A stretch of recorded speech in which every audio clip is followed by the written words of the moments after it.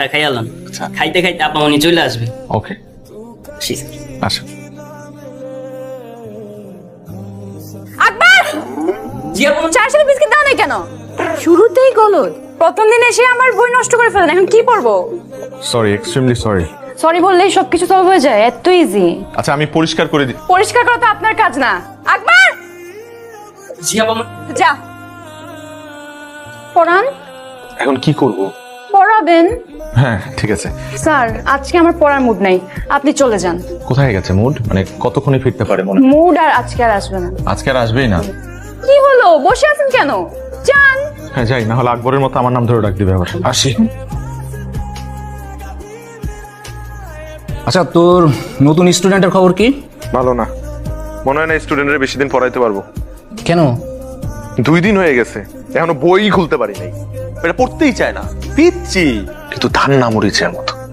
কথার কি জাজ ওরে বাবা। আপনি 6 মিনিট 37 সেকেন্ডস লেট। 6 মিনিট কত সেকেন্ড? 6 minute 37 seconds. ঘড়িটার ব্যাটারি নষ্ট হয়ে গেছে তো তাই। ঘড়ির সাথে লেট হওয়ার কানেকশন কি? না না, ঘড়ির সাথে লেট হওয়ার কোনো কানেকশন নেই, বাসের সাথে আছে। আমি বাসে করে আসি তো ট্রাফিক জ্যাম ছিল। বাসে? আপনার গাড়ি নেই? আমার গাড়ি থাকলে তোমাকে টিউশনি করাতাম না। তাই তো। এই মামা, মামাকে ডাকছো কেন? চলেন। কোথায় যাব? আগে চলেন, তারপর বুঝবেন। চলেন। কোথায় বসবো? এখানে। এখানে কেন বসবো? আমার এখানেই পড়তে ইচ্ছা করছে আজকে, এখানে। এইখানে পড়বে তুমি? মাই গড। এখন স্যার হিসেবে আপনার দায়িত্ব আমাকে পড়ানোর। কিন্তু তুমি যা শুরু করছো এভাবে তো আমি তোমাকে পড়াইতে পারবো না।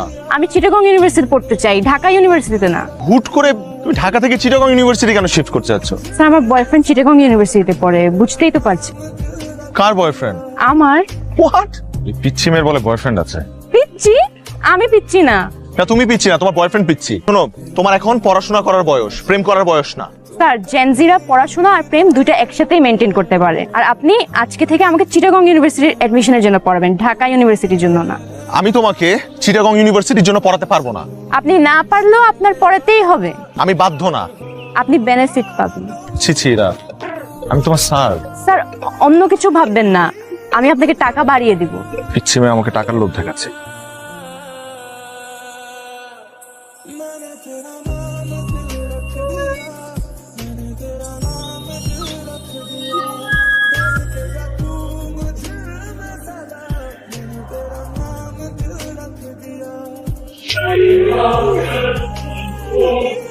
আগে দেখেন কোন একটা ভুল হচ্ছে। আর বল, কত বড় সাহস! পার্কে গিয়ে আমার মেয়েকে প্রেম নিবেদন করছে, কত বড় সাহস! এই তুমি কি, তুমি এই বাড়িতে টিউশনি করো, তুমি চাকরি করো আমাদের, তার মানে তুমি এই বাড়ির চাকর? তোমার মালিকের মেয়ের দিকে তাকাইছো, তোমার তো চোখ তুলে ফেলা উচিত। এই পুলিশে ফোন করো, পুলিশে ফোন করে ওকে ধরে দাও। ও আজকে আমার মেয়ের সাথে এরকম করছে, কালকে আরেকটা বাড়িতে গিয়ে করবে। ও যেন কোনো বাড়িতে টিউশনি করতে না পারে তার ব্যবস্থা করো। তুমি তো একদম ছোট লোকের বাচ্চা কোথাকার। প্লিজ আন্টি, আপনি আমার মা বাবাকে নিয়ে কিছু বলবেন না। খুব লাগতেছে না? এই, এই, তোমার কি ধান্দা ছিল যে এই ফ্যামিলিতে ঢুকে নিজের স্ট্যাটাসটাকে একটু আপ করবা? ছি, ছি। ছি ছি, যাও বেরো, যাও গেট ক্লাস। আবার বসে আছে ছোট লোক কোথাকার। স্যার, জেনজিরা পড়াশোনা আর প্রেম দুইটা একসাথেই মেনটেন করতে পারে।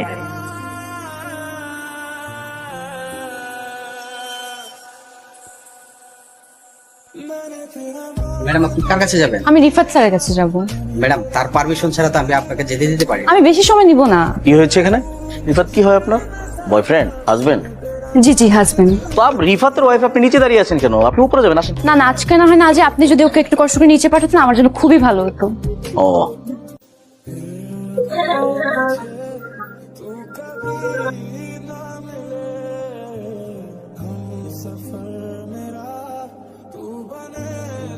কি সমস্যা আপনার? সমস্যা কি আপনার? আমাকে ফলো করতে করতে আমার অফিস পর্যন্ত চলে আসছেন, এখানে এসে সিন ক্রিয়েট করছেন কেন? প্রবলেম কি আপনার? I remember everything. এটা আমার কাজের জায়গা। এখানে এসে আপনি মিথ্যা কথা বলছেন, you are my wife, you are not my wife. আপনার সাথে আমার কোনো ধরনের সম্পর্ক নেই। আপনি আমার স্টুডেন্ট ছিলেন, দ্যাটস ইট। আগেও একবার আমার ক্ষতি করার চেষ্টা করেছিলেন, এখনো আবার ক্ষতি করার চেষ্টা করছেন। ওয়াই? আমি আপনার সাথে কোনো অন্যায় করেছি? কোনো কুপ্রস্তাব দিয়েছিলাম আপনাকে? না, দেইনি। কিন্তু আপনি উল্টা আমার ক্ষতি করার চেষ্টা করেছেন। আমার শুনতে হয়েছে আপনার মায়ের কাছ থেকে যে আমার ফ্যামিলি খারাপ, আমার বাবা মা খারাপ। সেদিন আমি কিচ্ছু বলি না, শুধুমাত্র আপনার দিকে তাকিয়ে, কারণ আমার মনে হচ্ছে আপনি ছোট মানুষ, আপনি হয়তো বা না বুঝে এই কাজটা করে ফেলেছেন, বাট নট এনিমোর। আমি এটা ছেড়ে আসছি, এখন আমি একটা নতুন লাইফ লিড করছি। প্লিজ এখানে আমাকে ডিস্টার্ব করবেন না। আমি কখনো আপনার সাথে আর দেখা করতে চাই না, কথা বলতে চাই না। প্লিজ দয়া করে আপনার এই চেহারাটা আমাকে কখনো আর দেখাবেন না, মনে থাকে যেন আপনার। আমি আর কখনো আপনার এই চেহারা দেখতে চাই না। তুই আর রিফাত নাকি পার্কে গেছিলি? কে বললো বাবা? আমাদের ড্রাইভার রফিক। কেন গেছিলি বল? এই যে চুপ করে আছে, কি গেছিলি কেন বল না? স্যার আমাকে পার্কে নিয়ে গিয়ে প্রপোজ করেছিল। আসসালামু আলাইকুম স্যার। ওয়ালাইকুম সালাম। স্যার একটা মিনিট দাঁড়ান স্যার, আপনার একটা পার্সেল আছে।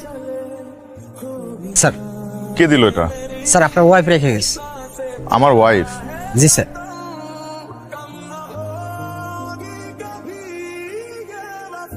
আপনি 6 মিনিট 37 সেকেন্ডস লেট। 6 মিনিট কত সেকেন্ড? 6 minute 37 seconds. আপনার তো 5টা আসার কথা। ঘড়িটার ব্যাটারি নষ্ট হয়ে গেছে তো তাই। স্যার, নিজের স্বার্থে আপনাকে মিথ্যা অপবাদ দেওয়ার জন্য আমি ভীষণভাবে অনুতপ্ত। বিশ্বাস করেন, এই প্ল্যানটা আমার না, পুরো প্ল্যানটা ছিল আমার বয়ফ্রেন্ডের। আরে কংগ্রাচুলেশনস, তুমি আঙ্কেলের সাথে কথা বলো, আমার মনে হয় সে রাজি হবে। বাবা এক কথার মানুষ, আমার তো ভয় করছে, দেখি কি হয়। আর শুনো, তোমার জন্মদিনের প্ল্যান কি? তুমি নাই কি আর প্ল্যান হবে? তুমি থাকলে হয়তো কোনো একটা বার্থডে প্ল্যান করতাম। আচ্ছা ঠিক আছে। তারপর আমার বয়ফ্রেন্ডকে ওর বার্থডেতে সারপ্রাইজ দিতে আমি নিজে চট্টগ্রাম রওনা দিই। সেখানে গিয়ে আমি দেখতে পাই নিয়ে যাবেদের বাসা আইতালে আইর। Happy birthday. থ্যাংক ইউ, কিন্তু তুমি এখানে? তোমার বার্থডে সারপ্রাইজ দিতে আসছি। না না, সেটা ঠিক আছে, কিন্তু নিচে একটা কফি শপ আছে বুঝছো, খুব ভালো। তুমি হলে 10 মিনিট বসে, আমার একটা ফ্রেন্ড আসছে, তোদের জাস্ট বিদায় দিয়ে আমি চলে আসতেছি। নিচ্ছে কি আসছে? আমি ইরা। আর তুমি? আমি শান্ত। তোমার এক্স? কি এক্স? আমি তোর প্রেজেন্ট গার্লফ্রেন্ড। তুমি প্রেজেন্ট গার্লফ্রেন্ড হলে আমি কি? প্লিজ 10 মিনিট নিচে ওয়েট করো, আমি পৌঁছি। তুমি কি বুঝাবা? ইরা তুমি বুঝাচ্ছ? সেখান থেকে মন খারাপ করে যখন ঢাকার উদ্দেশ্যে ব্যাক করি, তারপর বাসা আসার পর অনেক দিন আমার মন খারাপ থাকে। কি রে, 2 দিন ধরে দেখছি এরকম একলা একলা বসে থাকিস কেন সারাক্ষণ? নে খাবার নিয়ে আসছি, খা। না খাবো। কি হলো তোর, কেন খাবি না? আরে খা, খেয়ে নে। খাবো না, যাও না। আশ্চর্য।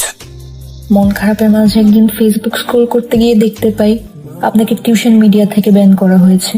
সেটি দেখার পর নিজেকে আরো বড় অপরাধী মনে হতে থাকে। তারপর টিউশন মিডিয়াতে যাই, গিয়ে ওদেরকে সত্যটা বলি। বিশ্বাস করেন, এখানে রিফাত স্যারের কোনো দোষ নেই, সব দোষ আমার। I am very sorry about everything. শিক্ষকতা একটি মহান পেশা। আপনাদের মতো কিছু মানুষের ভুলের কারণে আজ মেধাবী শিক্ষার্থীরা এই পেশা থেকে দূরে সরে যাচ্ছে। চিরং ইউনিভার্সিটিতে ভর্তি হতে চেয়েছিলে কেন? আমার অনেক ইচ্ছা ছিল চিটাগং ইউনিভার্সিটিতে পড়ার। তো আমাদের বলিসনি কেন? আমি অনেকবার ট্রাই করেছি বলার, কিন্তু তোমরা তো কখনো বুঝোনি। তাই বলে রিফাতের নামে একটা মিথ্যা অপবাদ দিয়ে ওকে ছোট করবা? তুমি জানো রিফাতকে যে এজেন্সি থেকে আমরা হায়ার করছিলাম, তারা ফোন করে আমাকে অপমান করছে, বারবার জানতে যাচ্ছে রিজনটা।